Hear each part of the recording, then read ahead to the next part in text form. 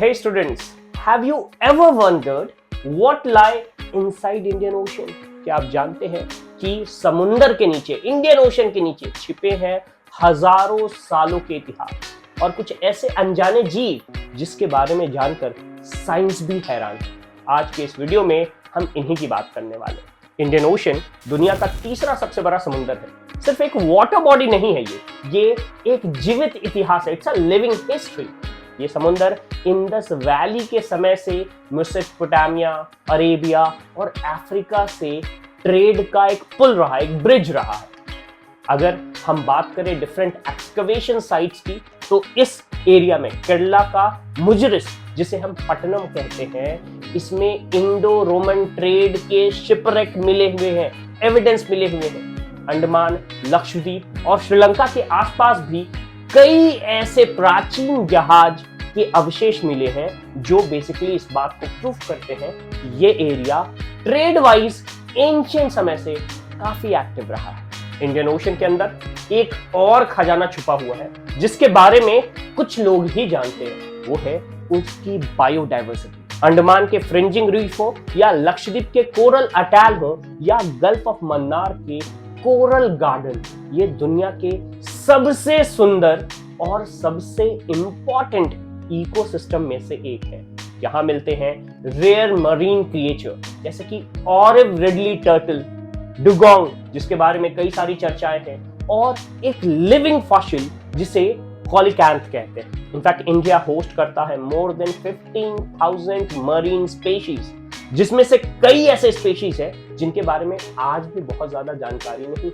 In fact कई सारे research जैसे NIOT, NIO जैसे संस्थान, इंस्टीट्यूशन बायोडाइवर्सिटी को समझने के लिए और इसे प्रिजर्व करने के लिए यहाँ पे रिसर्च कर रहे हैं। इनफैक्ट इस समुंदर के अंदर है एक आर्थिक खजाना, एक इकोनॉमिक ट्रेजर। इसमें से एक सबसे इंपॉर्टेंट फैक्टर आता है रेयर अर्थ मिनरल का।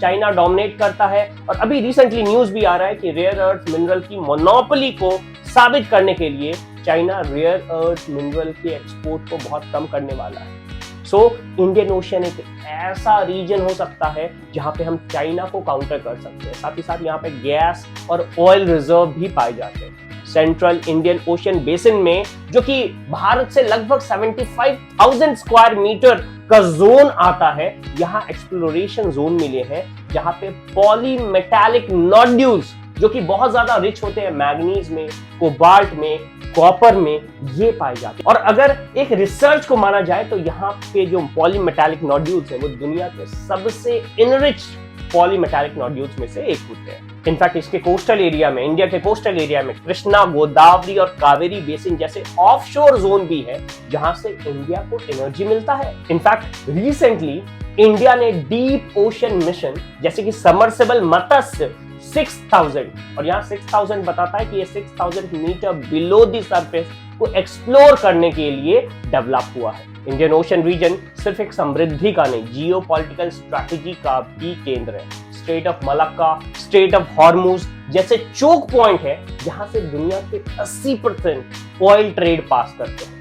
भारत की मैरीटाइम पॉलिसी जैसे कि Sagar, security and growth for all in the region, regional stability और रिसोर्स प्रोटेक्शन दोनों का ध्यान रखते हैं। इंडियन ओशन के नीचे छुपे हुए हमारे पास्ट के जो हिस्ट्री है वो प्रेजेंट की बायोडाइवर्सिटी और फ्यूचर के डेवलपमेंट को लिंक करते हैं। आज डीप ओशन मिशन जैसे कदम भारत को विकसित राष्ट्र बनाने में और एक ब्लू इकोनॉमी के लीडर बनाने की तरफ अग्रसर है। पर यह जरूरी है कि हम केवल खजानों के पीछे, ट्रेजर्स के पीछे नहीं चल जाएं। ये नेचुरल ट्रेजर्स को समझे, इन्हें संरक्षित करें, प्रिजर्व करें और सस्टेनेबल तरीके से इनके इस्तेमाल के विषय में टेक्नोलॉजी विकसित करें। अगर आपको समुंदर का ये सफर और इसके एनालिसिस पसंद आई है तो वीडियो को लाइक करें, शेयर करें और चैनल को सब्सक्राइब करना ना भूलें। कमेंट करके बताएं कि आप इंडियन ओशन की ये मिस्ट्री पर डिटेल वीडियो देखना चाहते हैं।